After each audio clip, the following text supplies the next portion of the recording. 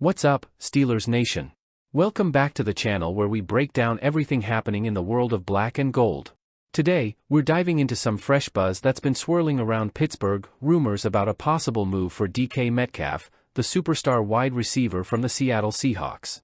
But before we dig into the details, make sure you smash that like button and subscribe to the channel for your weekly fix of Steelers news and updates.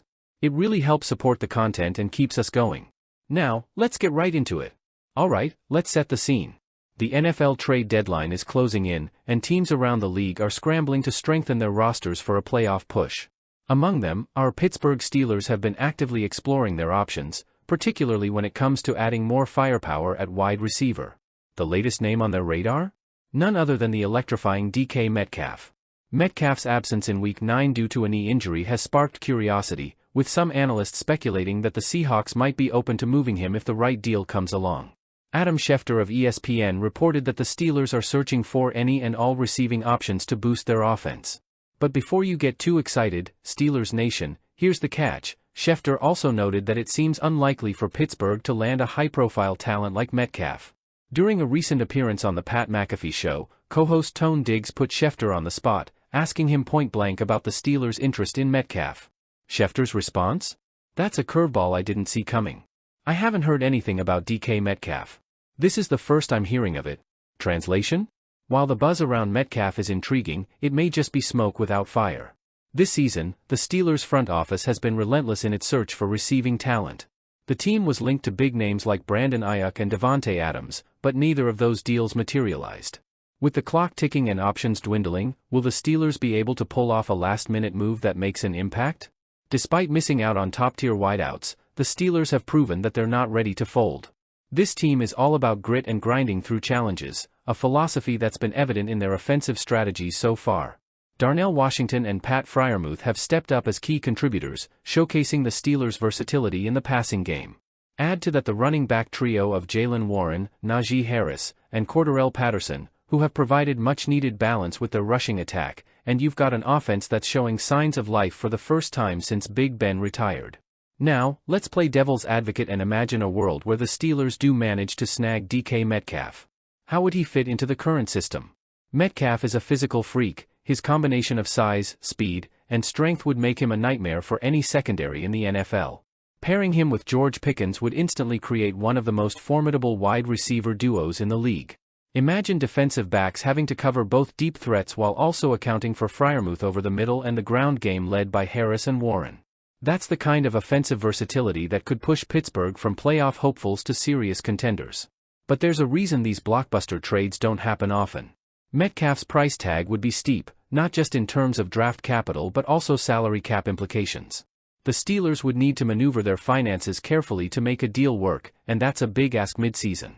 Even if there's some truth to the rumors, the path to bringing Metcalf to Pittsburgh is full of obstacles. For starters, the Seahawks would need to be convinced that trading away one of their top weapons is in their best interest. With their current standing in a competitive NFC West, that's a tough sell unless the Steelers offer a package that Seattle simply can't refuse. Then there's the matter of the Steelers' own roster depth and future draft picks. Pittsburgh has a history of valuing draft capital and using it to build through the draft rather than going all in on a single player. Is a short-term boost worth potentially sacrificing future picks that could fill other key positions? Let's take a step back and look at the current roster. The Steelers have not been in the bottom 5 for passing yards this season, a testament to the improvement in their aerial attack. Russell Wilson's steady leadership at quarterback has brought more consistency, and the chemistry he's developed with Pickens, Austin III, and the tight ends has been crucial.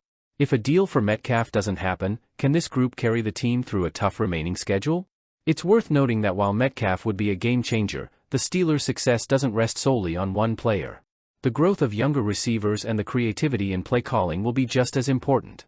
With divisional matchups still looming large, including showdowns with the Ravens and the Browns, Pittsburgh's offense needs to stay sharp and adaptable. On a related note, Steelers fans got a reminder of just how intense the competition in the AFC North is when Lamar Jackson tied Ben Roethlisberger's record for the most games with a perfect passer rating. Jackson's achievement came in the Ravens' Week 9 blowout win over the Denver Broncos, where he threw for 280 yards and 3 touchdowns. With Jackson now matching Big Ben's 4 perfect games, the rivalry between Pittsburgh and Baltimore just got a little more heated. This is significant because it underscores the level of play the Steelers are up against in the division. With Jackson in MVP form and divisional games still ahead, Pittsburgh's defense, anchored by stars like T.J. Watt, will need to be at its absolute best. A potential boost to the receiving core, whether it's Metcalf or another option, could make all the difference in keeping up with the high-powered offenses in the division. But before we dive deep into today's exclusive look at how the 2023 NFL draft class has fared midway through the 2024 season, do me a quick favor, smash that like button and subscribe to the channel. It really helps us bring you more of these in-depth breakdowns and updates. Let's get into it. Round 1, Pick 14, OT Broderick Jones. Let's start with the top of the 2023 draft board, offensive tackle Broderick Jones. Steelers fans had high hopes when the team traded up to nab him at pick 14. The thinking was clear: secure a high-upside prospect who could anchor the offensive line for years to come. But, like with any young player, growth takes time, and it's been a rocky journey so far. Jones has struggled significantly in pass protection. His fundamental issues, whether it's mistimed strikes, bending at the waist, or simply giving up leverage, have been exploited by opposing defenses. According to Pro Football Focus, he's ranked 65th out of 78 tackles in pass blocking efficiency. Ouch. That's a tough pill to swallow, especially considering he was expected to be a cornerstone on the line. On the bright side, there have been flashes of the athleticism that made him such an enticing pick. Last season, we saw moments where he moved defenders out of the way in the run game and made plays at the second level. This year, those moments have been fewer and farther between. To make matters worse, he's been flagged 7 times, some of which negated big plays that could have swung momentum our way. Right now, it feels like we're seeing more of the low floor than the high ceiling we were promised. My grade for Jones so far? It's a harsh one, D-da. Round 2, Pick 32, CB Joey Porter Jr. Moving on to the second round, where Joey Porter Jr., son of Steelers legend Joey Porter, has been a breath of fresh air. Last year, he was thrown into the fire, shadowing top receivers and holding his own. This season, he's been deployed differently, with less man-to-man coverage but still showcasing his elite press skills and knack for squeezing routes on the boundary. While he's not perfect, his tackling and run defense needs work. He brings an edge to the secondary that's hard to find outside the first round. Steelers fans have to appreciate his aggressive style, even if it sometimes earns him a penalty flag. At this stage, he's living up to the expectations placed on a second-round pick. My grade? A strong B+. Round 2, Pick 49, IDL Keanu Benton. Let's talk about Keanu Benton. As a rookie, his impact was subtle but promising. This season, Benton has continued to show why he was a great pick in the second round. His signature pass rush move, the club swim, allows him to pressure quarterbacks effectively, though he's yet to secure his first sack this season. Despite that, his advanced metrics are solid, and he's proving to be a valuable part of the defensive line rotation. The downside? Benton sometimes struggles against the run, particularly when he lines up as a nose tackle. His pad level can be inconsistent, leading to moments where he's overpowered. Still, when he's allowed to play as a 3 technique, he's far more effective. It feels like there's untapped potential there, waiting to be unlocked with the right deployment. Benton's grade? A respectable B-. Round 3, Pick 93, T.E. Darnell Washington. Who here remembers the buzz around Darnell Washington on draft weekend? The tight end out of Georgia was seen as a steal in the third round, mainly due to concerns about his medical history. This season, Washington has started to live up to the hype, particularly as a blocker. His size and strength allow him to dominate at the point of attack, and he's even shown improvement in hand placement, sustaining blocks for longer. While his receiving game was always limited, the Steelers' coaching staff has done a great job utilizing his strengths, like running routes to the flat and crossing patterns where he can bulldoze defenders. He's become essential in heavy personnel packages, and that's invaluable for an offense that relies on power football. Washington's midseason grade?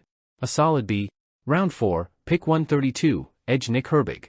Nick Herbig is the kind of player every team loves to have, a high-motor, high-upside edge rusher picked outside the first round. He shined in preseason action and made a splash when called upon during the regular season, particularly when Alex Highsmith was sidelined. The only drawback? We haven't seen enough of him in an extended role due to the depth chart ahead of him. Could he develop into a full-time starter? Possibly, but the jury's still out. Regardless, having a quality third pass rusher off the bench is a luxury most teams don't enjoy. For that reason, Herbig earns a B-. Round 7, Pick 241, CB Corey Trice Jr. Now, onto a pick that excited many of us but hasn't quite panned out, Corey Trice Jr. drafted late due to injury concerns, those same issues followed him into his NFL career. He missed all of his rookie season and is still on injured reserve as of September. While it's easy to appreciate the gamble on a physical corner with potential, the reality is he hasn't been on the field to prove it. Trice's grade? Incomplete. Round 7, pick 251, IOL Spencer Anderson. Finally, we've got Spencer Anderson. Making the 53-man roster as a 7th-rounder is already an achievement, and Anderson flashed potential during preseason. He got the chance to start early this season due to injuries and showed that the leap from college to pro can be daunting. Still, his versatility as an interior lineman is a plus. It's too soon to say if he'll stick as a reliable backup, but his journey so far deserves recognition.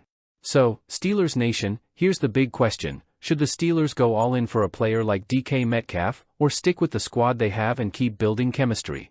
It's a tough call, but one that could shape the rest of the season and beyond. With a challenging second half of the schedule and playoff aspirations on the line, every move counts. Drop your thoughts in the comments below. Do you think Metcalf is the missing piece, or are you confident in the current lineup to make a push?